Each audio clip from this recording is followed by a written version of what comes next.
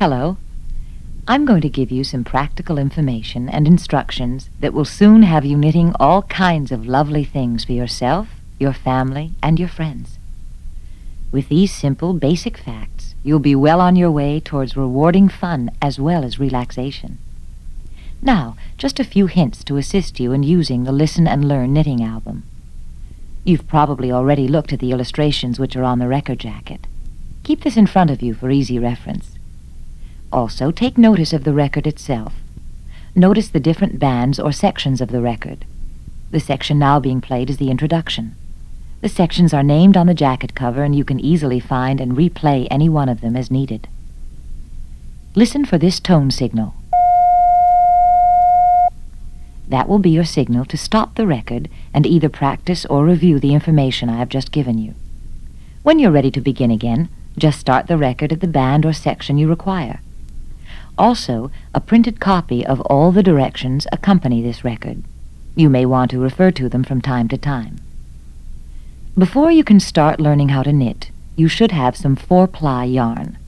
The word ply means that 2 or more fine strands of yarn have been twisted into one. Thus, 4-ply yarn is made up of 4 fine strands twisted into one yarn.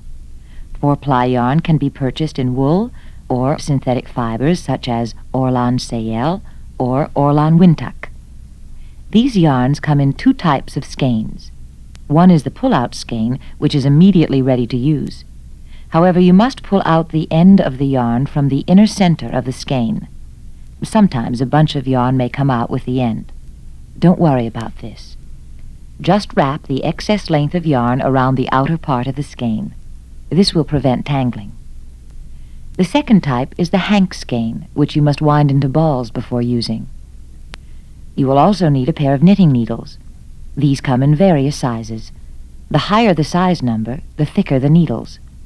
There are also different lengths in knitting needles, 7-inch, 10-inch, or 14-inch. For our purpose, a pair of size number 8 needles, 10 inches long, would be most suitable. When you have your needles and yarn and the jacket cover in front of you, start the record again at band 2, and we'll be all set to begin.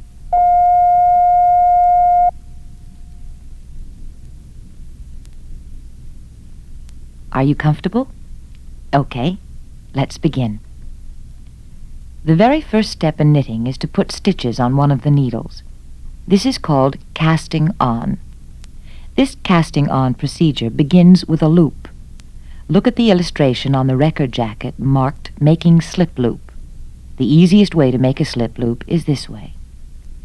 Extend the first 2 fingers of your left hand with the palm facing you. Pick up the strand of yarn with your right hand, about 3 inches from the end, with the end of the yarn pointing downward. Now place the point at which your right hand fingers are holding the yarn against the front of the 2 extended fingers and hold it firmly down between the left thumb and those 2 fingers. Now, with your right hand, take hold of the yarn about 8 inches from where you're holding the yarn and wrap this portion of the yarn over the back of your fingers, completely around the 2 extended fingers of the left hand, stopping at the back of the left hand. You have just formed a circle of yarn around those 2 fingers. Now, with the right hand, and going in a left to right direction, push a loop of the yarn under and through this circle at the back of the left hand. Take hold of this loop with your right hand, and holding the end of the yarn with the remaining fingers of your left hand, remove the circle of yarn from the extended fingers and pull the loop and the end of the yarn firmly in opposite directions, forming a slip loop with a knot at its base. Place this slip loop on one of the needles, holding this needle in your left hand. With your right hand, pull the long strand of the yarn hanging from the loop, bringing this loop up close around its needle. This loop becomes the first stitch on the needle. You will notice that this stitch encircles the needle. The part of the stitch which is closest to your body, and which you can easily see, is called the front of the stitch. The part of the stitch which is further away from your body, and which is actually behind the needle, is called the back of the stitch. You are now ready to start casting on other stitches. Relax for a few moments. Remember, practice will make you a perfect knitter. Here's a good tip. Follow each instruction and do it immediately as I give it to you. Don't worry if you make a mistake or if you don't do it quickly. That's where the practice comes in. Listen to each section of the record carefully, as many times as you like, until you understand completely what you're supposed to do. Then, when you have mastered that section, go on to the next. As you listen and then practice, you'll find that all the interesting things you can do with a pair of knitting needles in your hands will become easier and more satisfying. Okay, now we're going to cast on more stitches. Ready? Here's how you do that. Take the second needle in your right hand. Don't hold your needles upright, but in a somewhat horizontal position. Insert the pointed tip of the right-hand needle going in a left-to-right direction through the front part of the first stitch on the left-hand needle, with the right needle beneath the left needle and pointing away from your body. The two needles will be crossing each other about 1 inch from their points. Keep the yarn behind the needles. While holding both needles between the fingers of your left hand, with your right hand, take the long strand of the yarn. Bring it up from behind the needles and over the tip of the right needle, ending with the yarn between the two cross tips of the needles. Now, holding the right needle and yarn firmly in your right hand, draw the tip of the right needle together with the yarn wrapped around it through the stitch on the left needle. As you do this, you must be very careful not to let the stitch slip off its needle. When you have drawn the right needle together with the yarn wrapped around it through the stitch on the left needle, place the resulting loop or new stitch onto the left needle simply by putting the point of the left needle directly through the loop and withdrawing the right needle. Tighten this stitch by pulling the yarn lightly. Okay, you now have 2 cast-on stitches on your left needle. Let's try for 3. Again, insert the tip of the right-hand needle going in a left-to-right direction through the front of the new stitch on the left needle, with the right needle beneath the left needle and pointing away from you. The two needles will cross each other about 1 inch from their points. Keep the yarn behind the needles. Hold both needles between fingers of left hand. With your right hand, take the long strand of the yarn, bring it up from behind the needles and over the tip of the right needle, ending with the yarn between the two crossed needles. Hold the right needle and the yarn firmly in your right hand. Now, draw the tip of the right needle, together with the yarn wrapped around it, through the stitch on the left needle. Don't let this stitch slide off. Place this resulting loop, or new stitch, onto the left needle, and then pull the yarn to tighten the new stitch.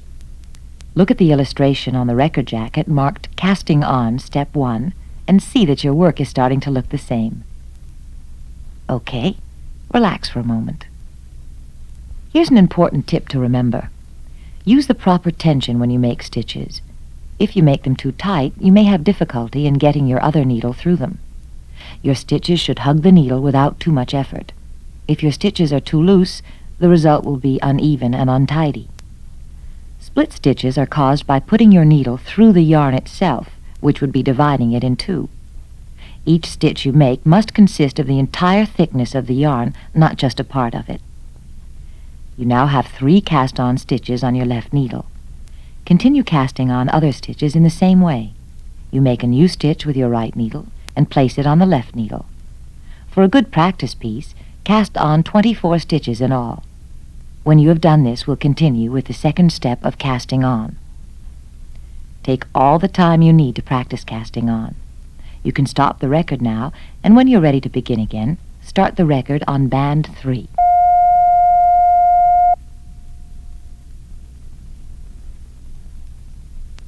All right, we're ready to begin again.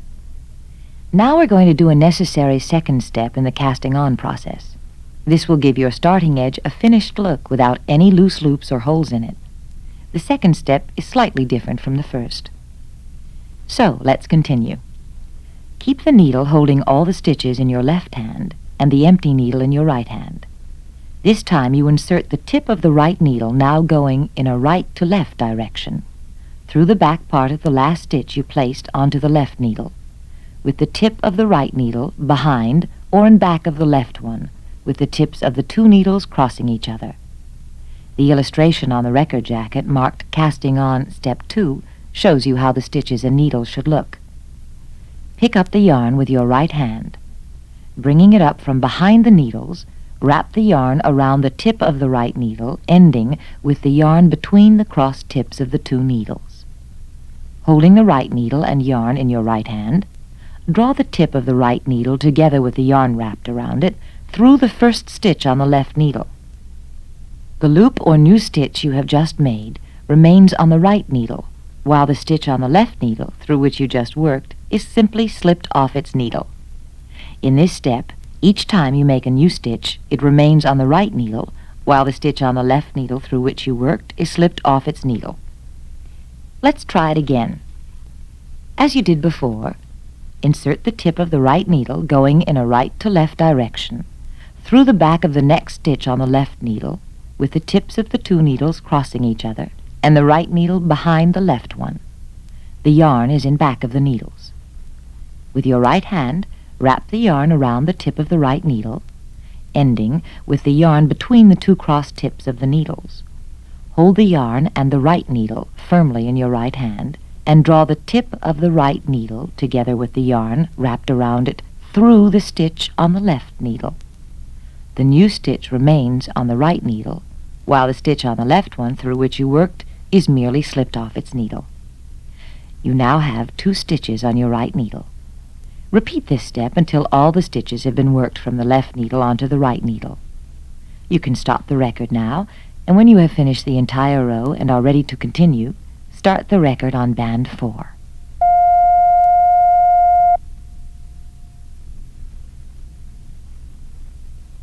Now that we have the important beginning step of casting on completed, you should feel pleased and well on your way to the enjoyment of knitting for fun and relaxation. Let's continue. Place the needle with all the stitches in your left hand with the tip pointing to the right. Make sure the yarn is hanging straight down from the end stitch and in front of the needle before you start to work again. This is important in order to have a clear, well-defined first stitch on the left needle. Take the empty needle in your right hand. You start to knit in exactly the same way as you began to cast on stitches. Remember? Insert the tip of your right needle, going in a left to right direction, through the front of the first stitch on the left needle, with the right needle beneath the left needle and pointing away from you. The tips of the needles will be crossing each other. Pick up the yarn with your right hand, bring it up from behind the needles and wrap it around the tip of the right needle, ending with the yarn between the two crossed needles. Look at the record jacket at the illustration marked knitting to see how the needles and yarn should appear. Now let's continue. Holding the right needle and yarn in your right hand, draw the tip of the right needle together with the yarn wrapped around it through the first stitch on the left needle.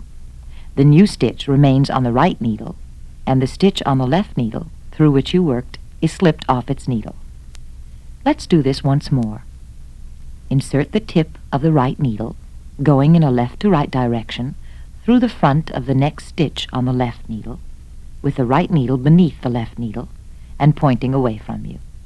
The yarn must be behind both of the needles. The two needles will cross each other about 1 inch below their tips. Take the yarn, bringing it up from behind the needles, and wrap it around the tip of the right needle, ending with the yarn between the crossed needles.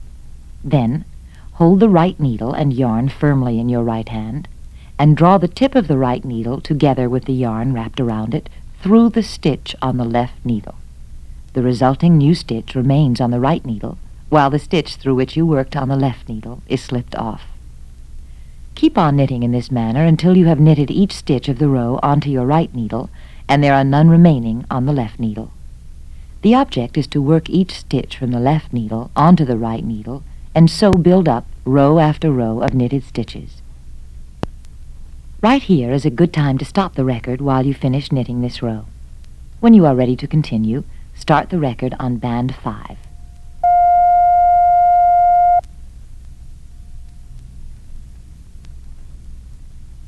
Now that you have completed a row of knit stitches, it's time to continue. Place the needle holding all the stitches in your left hand with the yarn hanging straight down from the first stitch and in front of the needle. If the yarn coming from the first stitch goes over the top of and down behind the left needle, the first stitch will look like a double stitch and could be confusing. That's why I emphasize the position of the yarn and the needles. You will soon begin your next row and each succeeding row of knit stitches exactly as you did the row you last completed. In just a moment, I'm going to ask you to continue to work across the entire row as before.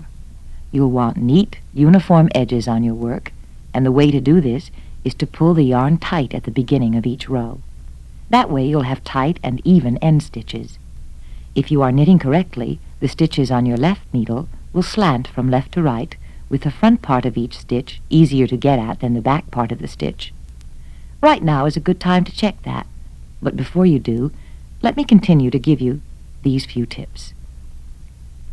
Count the number of stitches you have on a row. Do this frequently.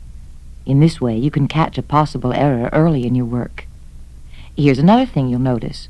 When only a few rows have been made, there is a tendency for your work to twist and curl up.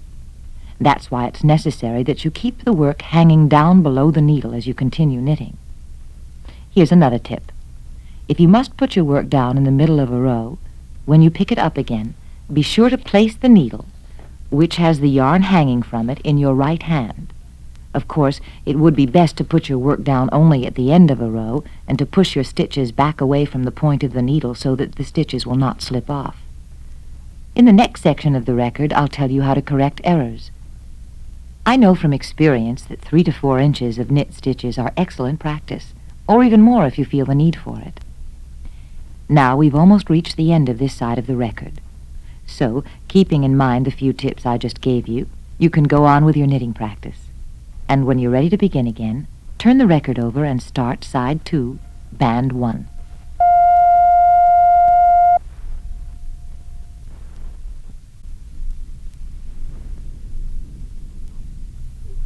All right, before you begin again, count the number of stitches you have on the needle. If you find that you have more stitches than you started with, it could mean one of two things. Either you split the yarn of one of the stitches and made 2 stitches out of one, or the first stitch on the row became a double stitch and was knitted twice. This will happen only if the yarn does not hang properly from the very first stitch of the row. If this has happened or happens in the future, I'm going to tell you how to correct a split, double, or dropped stitch. This is actually knitting in reverse, or unknitting. After you've counted the number of stitches you have on the needle and find that one is missing, you may have dropped that stitch off the needle. Check your work carefully to find the dropped stitch. It could have run down a number of rows. When you find it, put it on a safety pin to prevent it from running down still further. If you don't find any mistakes this time, I congratulate you. But listen to and use the information on this section for any future mistakes you may make. Now I find that the best way to correct the error is to work back to it. Here's where the knitting in reverse comes in. What you do is this. Place the needle with the stitches on it in your right hand with the tip pointing to the left. The empty needle goes in your left hand. You will be trying to undo or rip out the stitches on the right needle and to get the stitches of the row directly below them back on the other needle. Now, insert the tip of the left needle into and through the end stitch. And this is important, not the end stitch on the right needle, but the end stitch of the row just under it. Slip the end stitch on the right needle off that needle and allow the stitch which you had pierced with the tip of your left needle to remain on the left needle. Pull the yarn lightly to rip out the stitch you had slipped off the right needle. Again, insert the tip of the left needle directly into and through the next stitch, not the one that is on the right needle, but the one on the row just below it. Then slip the stitch off the right needle and allow the stitch you had pierced with the tip of the left needle to remain on the left needle. Again, pull the yarn to rip out the stitch you had slipped off the right needle. Repeat this action as often as you need to until you arrive at your dropped stitch, which you will then be able to place on its proper needle. Then you can go back to regular knitting again. If you must take back more than one row, do it the same way, undoing one stitch at a time. When you have all the stitches on the left needle, place this needle in your right hand with the empty needle in your left hand. You see, don't you, that unknitting is the absolute opposite of actual knitting. You can use this method to get back to and correct dropped stitches, split stitches, or any other error you may have made. If you make a mistake, and we all do, don't be discouraged. Correct it and go ahead with your knitting. The pattern of knitting on which you have been working up to now is called the garter stitch. There's a picture of this on the record jacket. When you knit every stitch and knit each row that is the garter stitch, you'll notice that this pattern forms heavy, decided ridges on both sides of the work. So if you've made any errors, make your corrections now. When you are ready to begin again, start the record at band 2.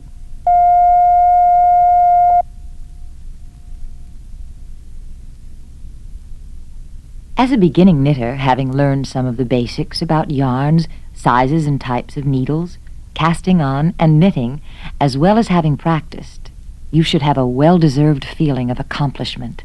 And that's great, because you will now have the satisfaction that comes with mastering a new skill. So let's take the next step. We're going to purl.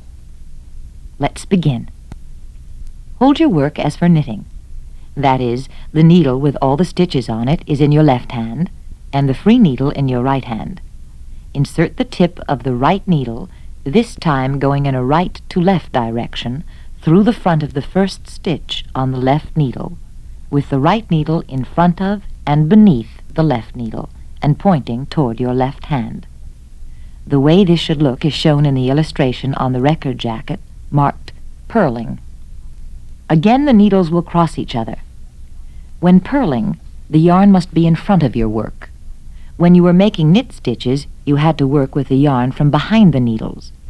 In doing purl stitches, you must always have the yarn in front of your work. This is a basic rule.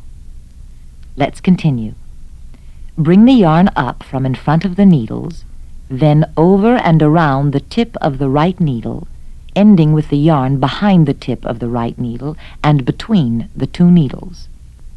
Holding the right needle and yarn with your right hand, draw the tip of the right needle together with the yarn wrapped around it through the stitch on the left needle, working in a motion away from your body.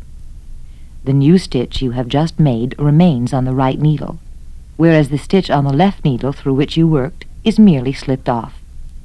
Each time you make a new purl stitch, it remains on the right needle, while the stitch on the left needle through which you worked is slipped off. Here's a tip. After each stitch, pull the yarn slightly so that your work will neither be too tight nor too loose. Here we go with another purl stitch. First, be sure to bring the yarn in front of your work. Then, insert the tip of your right needle, going in a right to left direction, through the front of the next stitch on the left needle, with the right needle beneath and in front of the left needle and pointing toward the left hand. The needles will cross each other. Bring the yarn up from in front of the needles, then over and around the tip of the right needle, ending with the yarn behind the tip of the right needle and between the two needles. Hold the yarn and right needle firmly in your right hand and draw the tip of the right needle together with the yarn wrapped around it through the stitch on the left needle, working in a motion away from your body. The new stitch you have made remains on the right needle, while the stitch on the left needle through which you worked is slipped off. Okay, relax a moment and listen. You will continue to purl across the entire row.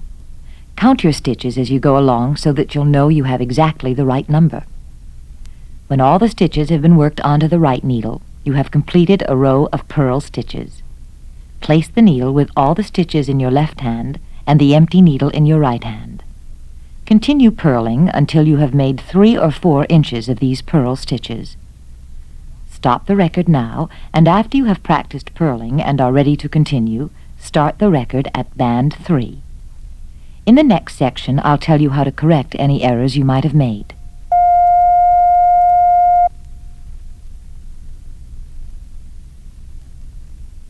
Let's go on. We'll do an interesting variation which I'll explain in a moment. But first, check your work carefully. Notice that when you make row after row of purl stitches, it looks the same as when you made row after row of knit stitches, with decided ridges on both sides of the work. That's right. That's the way it should look. Are the edges neat and even? Do you have a dropped stitch? Have you split the yarn of a stitch? If you've done any of these things, you can correct it by taking back your work in exactly the same way we did when we were working on knit stitches.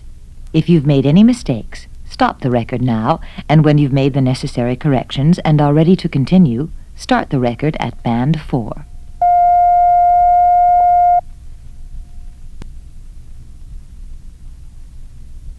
By now you will have made any necessary corrections and you are ready to go ahead.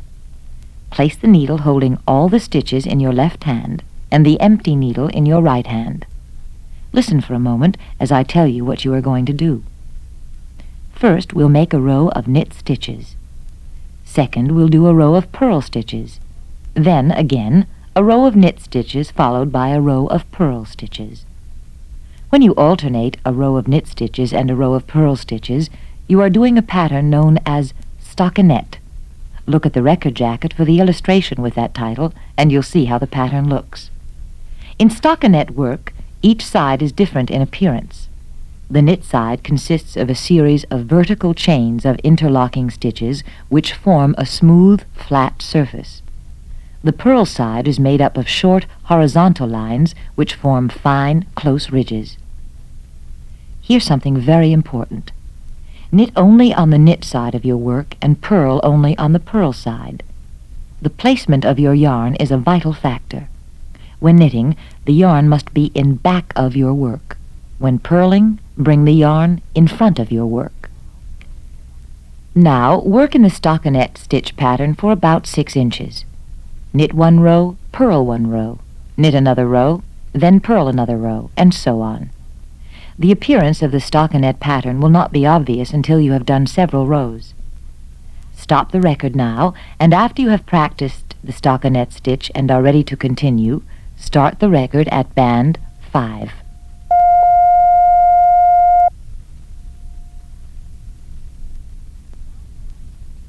You now know how to make 2 different pattern stitches, the garter stitch and the stockinette stitch. Let's add more to your growing list of accomplishments by doing still another pattern stitch. This is known as ribbing. You'll see a picture of it on the record jacket. Ribbing consists of an alternate number of knit stitches and purl stitches on the same row. It is generally used for borders because of its elastic quality. The ribbing pattern looks the same on both sides of the work. There are 2 types of ribbing which are commonly used. For knit 1, purl 1 ribbing, you should have a number of stitches which can be evenly divided by 2. On the first row, you knit 1 stitch, then bring the yarn under the left needle and in front of the work and purl 1 stitch. Next, bring the yarn under the left needle and behind your work and knit 1 stitch. Then, again, bring the yarn under the left needle and in front of the work and purl 1 stitch.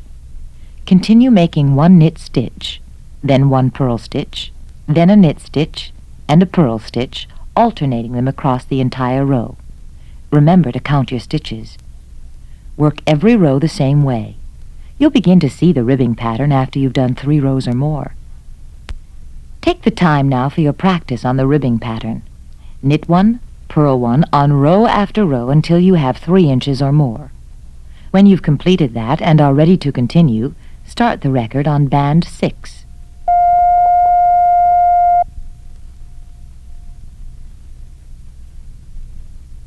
Here's a variation of the ribbing pattern. Listen and then do the following. You're going to knit 2, then purl 2, so you need a total number of stitches that can be divided by 4. Start the row by making 2 knit stitches, then bring the yarn under the left needle and in front of the work and purl 2 stitches. Next, bring the yarn under the left needle and behind the work and knit 2 stitches. Again, bring the yarn under the left needle and in front of the work and purl 2 stitches. Continue knitting 2 stitches, then purling 2 stitches across the entire row. Work every row exactly the same way. Stop the record now and practice this knit to, purl to ribbing for about 3 inches, and when you've completed that and are ready to continue, start the record at band 7.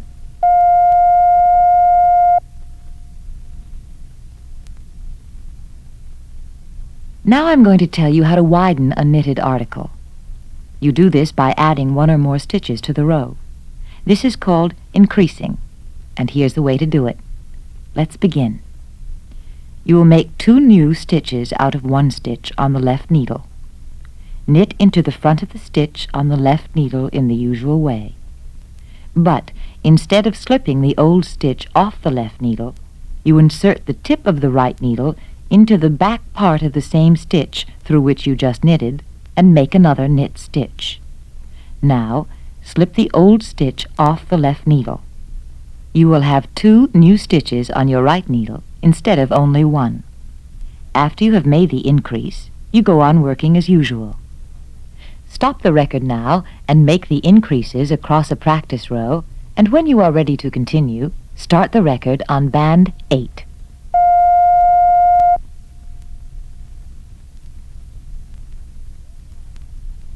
There are times when you will want to make your knitting narrower. This is called decreasing, and you'll see a picture of that on the record jacket. To decrease the number of stitches on a row, you simply knit 2 stitches together. Let's try it. Just insert the tip of the right needle through the front of 2 stitches together on the left needle. You treat those 2 as a single stitch. Draw the yarn through both stitches together and slip both these stitches off the left needle. Instead of 2 stitches on the right needle, you will now have 1. You've decreased 1 stitch. Now practice decreases across the row. To really get the hang of it, work a few rows of decreases and then practice some rows of increases. And when you are ready to continue, start the record on band 9.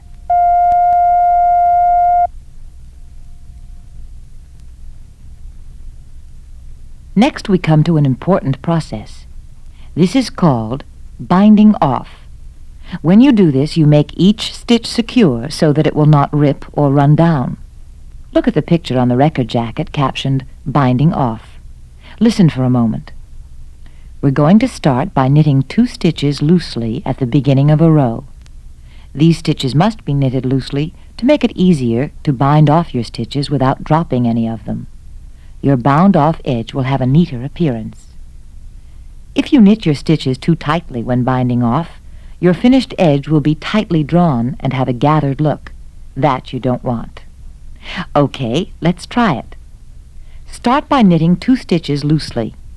Then, going in a left to right direction, insert the tip of the left needle through the front of the first stitch you knitted onto the right needle.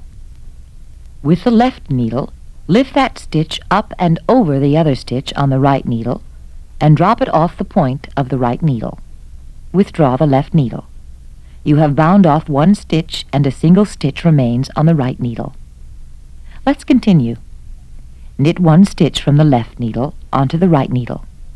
And, as you did before, going in a left to right direction, insert the tip of the left needle through the front of the older stitch on the right needle. This will be the one which is further away from the tip of the right needle. With the left needle, lift that stitch up and over the newer stitch on the right needle and drop it off the point of the right needle. Then, withdraw the left needle.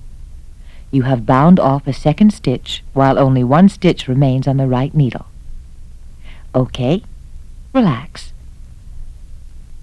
When you bind off a stitch, you must always begin with 2 stitches on the right needle so you can pass one over the other and drop it off the right needle. Continue binding off each stitch in the same manner until you find just 1 stitch remaining on the right needle and none on the left needle. Stop the record now and take a little time to finish your binding off practice. For the next step, you'll need a pair of scissors, so have them ready, and when you are ready to continue, start the record on band 10.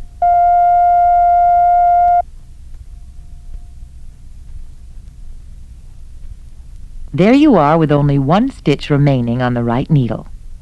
Now you're going to fasten off the work. Okay? Do this now. Cut the yarn, leaving an end about 6 inches long. Pass this end through that one remaining stitch, which you will slip off the needle. Pull the yarn end tightly. There, you've fastened off your work. Relax. Remember, when binding off the knit side of the work, you should knit the stitches to be bound off. On the purl side, purl the stitches you are binding off. When you are binding off on ribbing, you either knit or purl the stitch to be bound off as it would have been worked in the corresponding row of the pattern. Well now, how about putting your practice to work and making something for yourself or someone in your family or a friend?